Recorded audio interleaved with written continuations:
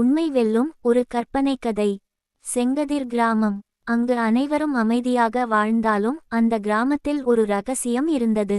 அந்த ரகசியம் யாருக்கும் தெரியாது, ஆனால் அது உண்மையை மறைத்து வைத்திருந்தது.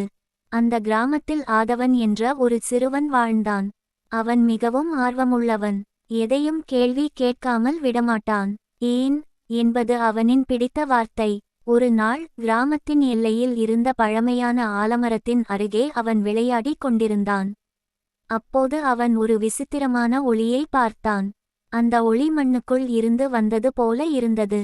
இதென்ன என்று ஆதவன் தோண்ட ஆரம்பித்தான். சில நேரம் கழித்து ஒரு சிறிய பெட்டி கிடைத்தது.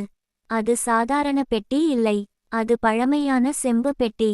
அதில் ஒரு எழுத்து இருந்தது: உண்மை தெரிந்தால் உலகம் மாறும். ஆதவன் அதை திறந்தான். அதற்குள் ஒரு கண்ணாடி இருந்தது. இதுதான் எல்லாம் என்று அவன் சிரித்தான். ஆனால் அது சாதாரண கண்ணாடி இல்லை.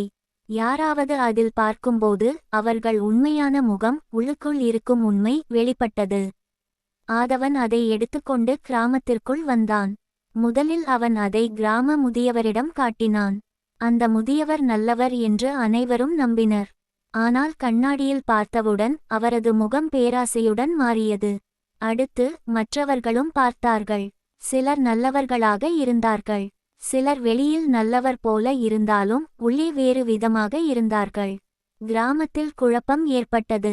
இந்த கண்ணாடி தீங்கு என்று சிலர் கூச்சலிட்டனர். ஆதவன் சிந்தித்தான், இது தீங்கா இல்ல உண்மையா? அவன் அனைவரையும் கூப்பிட்டான்.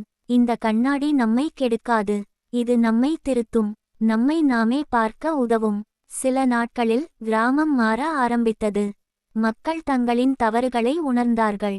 போய் குறைந்தது, உண்மை அதிகமானது. ஆலமரத்தின் கீழ் இருந்த அந்த பெட்டி மீண்டும் மூடப்பட்டது.